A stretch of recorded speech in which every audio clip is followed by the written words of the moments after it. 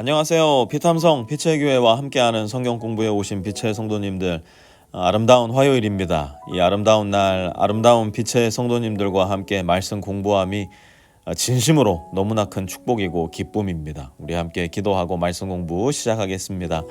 하나님, 이 세상 그 무엇보다 더 아름다우시고 거룩하시며 은혜로우신 하나님을 오늘 말씀에서도 만날 수 있게 도와주십시오. 말씀의 아름다움이 우리의 영혼 깊숙이 선명한 도장처럼 찍혀지게 하여 주십시오. 예수님의 이름으로 기도합니다. 아멘. 오늘은 갈라디아서 3장 6절 말씀 함께 공부해 볼 텐데요. 한 절 말씀이니까요. 천천히 기도하는 마음으로 함께 기록해 보도록 하겠습니다.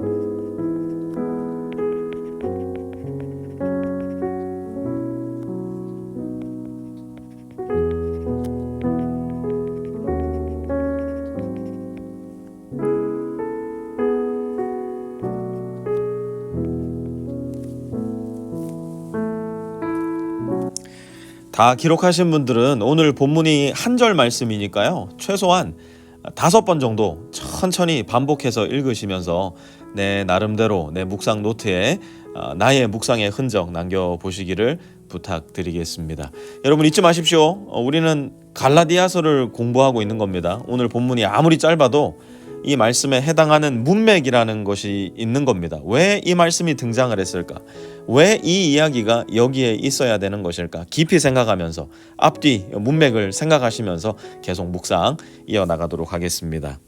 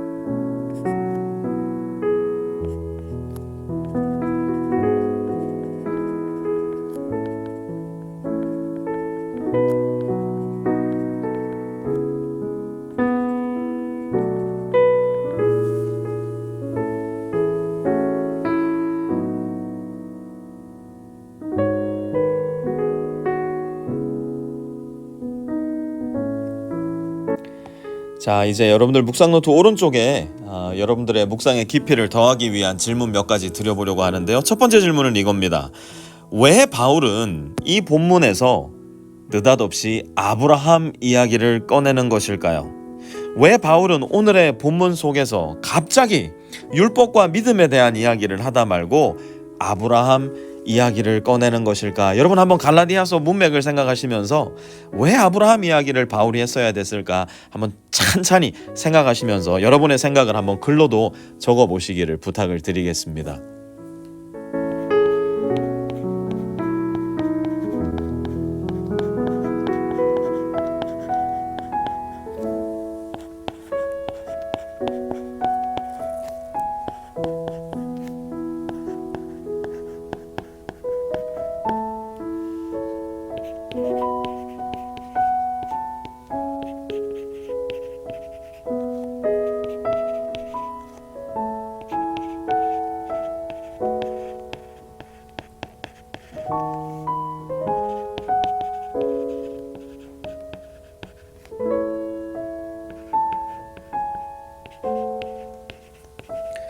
여러분 다시 한번 말씀드립니다. 갈라디아 교회 안에 일어나고 있었던 문제가 뭐였다 그랬어요? 예수님을 믿음으로만 구원을 얻을 수 있다 없다? 얻을 수 없다 그러는 거였어요. 갈라디아 교회 안에 잠입해 들어왔던 거짓 교사들은 예수님 플러스 할례도 받아야 되고 절기도 지켜야 되고 음식 규정도 지켜야 구원받는다라는 다른 복음을 전하고 있었던 거예요. 할례와 절기와 음식 규정을 다 합치면 뭐라고 할 수 있는데요? 율법 준수라고 할 수 있잖아요. 그러니까 바울은 이 율법에 대한 이야기를 할 수밖에 없었고요. 이번 주 본문에도 결국 그 이야기가 또다시 등장을 합니다. 자, 그러면 한번 여러분의 성경 상식을 한번 점검해 봅시다. 구약의 율법을 받은 사람은 누구였습니까? 다윗. 에? 다윗. 아닌 것 같아요. 그러면 기드온. 기드온도 아닌 것 같아요. 그럼 삼손. 역시 다 아니라고 하셨죠? 율법을 받은 사람은 누구였는가? 율법을 받은 사람은 모세였어요. 그러면 바울은 여기 이 본문에서 모세 이야기를 해야 될 것 같은데 지금 바울은 누구 이야기를 꺼낸 겁니까? 아브라함 이야기를 꺼낸 든 겁니다. 왜 그럴까요? 아브라함은 누구예요? 이스라엘 조상, 이스라엘 모든 백성들의 조상이었기 때문이에요. 아브라함이 누구를 낳습니까? 아브라함이 이삭을 낳고 이삭은 야곱을 낳고 야곱이 누구를 낳아요? 12아들을 낳아서 그 12아들이 이스라엘의 12지파가 되잖아요. 그러니 지금 바울이 말하는 게 뭐예요? 모세에서 시작하지 말고 한번 이스라엘의 조상인 아브라함으로 올라가 보자. 도대체 우리의 조상 아브라함은 어떻게 하나님께 받아들여진 것인가? 우리 민족의 역사를 한번 훑어보자. 그래서 바울은 지금 아브라함 이야기를 끄집어낸 겁니다. 자, 그러면 여기에서 두 번째 질문. 아브라함이 하나님을 믿게 된 계기는 무엇이었을까? 솔직히 말하면 도대체 왜 아브라함이 하나님을 믿었던 것일까? 이 근거를 댈 수 있는 것이 성경에는 안 나와요. 하나도 없어요. 오히려 아브라함은 여러분 생각할 시간을 드렸어야 되는데 이미 말이 나와버렸으니까 계속하겠습니다. 아브라함은 갈대아 우르라는 지역에 살고 있었던 우상 숭배자였어요. 그의 집은 우상을 만들어서 내다 파는 것으로 부를 축적한 철저한 이교도의 집안이었다고요. 그럼에도 불구하고 하나님께서 아브라함을 선택하셨고, 여러분 제가 지금 한 말 들으셨어요? 아브라함이 그를 어떻게 하셨다고요? 하나님이 아브라함을 어떻게 하셨다고요? 선택하셨고, 아브라함은 하나님의 은혜로 말미암아 하나님을 믿고 자기의 본토 친척 아비의 집을 떠나 하나님이 부르신 약속의 땅으로 갈 수 있었던 거예요.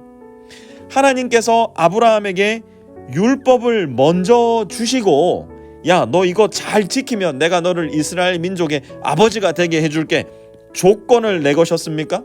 아니에요. 하나님께서 야, 너 할례를 먼저 받고 나면 내가 너를 의롭게 해줄게 말씀하셨나요? 이렇게 계약을 맺으신 걸까요? 아니에요. 할례는 아브라함이 하나님을 믿고 난 이후에 최소한 at least 10년이라는 시간이 지난 이후에 하나님으로부터 받은 것이었어요. 할례는 아브라함이 하나님의 백성이 되기 위한 수단이 아니라 아브라함이 하나님의 백성이 되었기에 받았던 결과였다는 겁니다. 그러니 오늘 본문에서 바울이 아브라함의 이야기를 꺼낸 이유는 명백해집니다.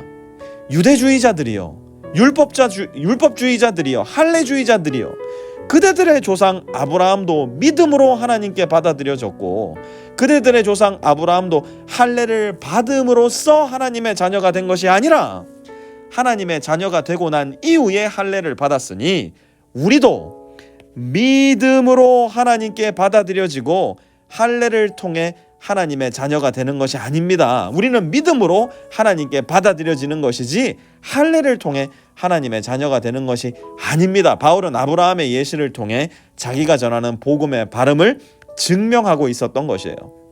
율법주의자들이 가장 칭송에 맞지 않았던 이 아브라함을 통해서 그들의 이론과 거짓을 무너뜨리고 있었던 거예요. 자, 그렇다면 마지막으로 이 질문도 한번 생각해 봅시다. 나는 어떻게 하나님의 자녀가 되었나요? 아브라함도 좋고 바울도 좋고 다 좋다 이거예요. 그렇다면 나는요? 나는 도대체 어떻게 하나님의 자녀가 되었을까요? 한번 여러분 생각해 보시고 여러분의 생각을 여러분의 글로 한번 정리해 보시기 바랍니다.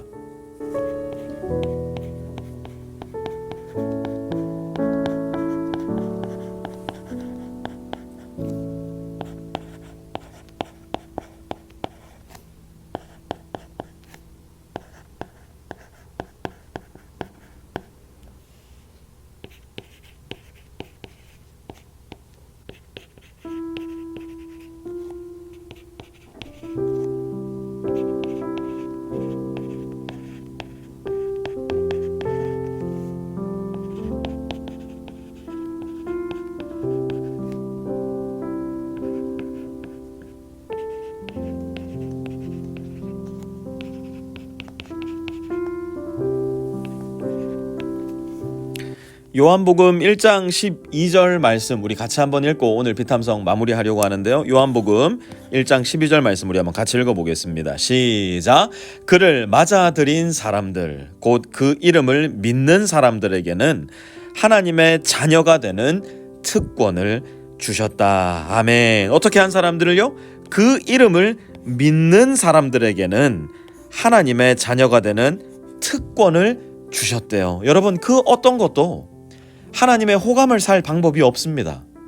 그 무엇으로도 하나님의 구원을 획득할 수도 없습니다. 무슨 방법을 써도 우리 스스로가 하나님의 자녀가 될 수가 없어요. 오직 예수 그리스도를 믿는 사람들, 오직 십자가에 매달려 나를 위해 죽으신 예수 그리스도를 믿음으로 우리는 하나님의 자녀가 되는 특권을 얻게 됩니다.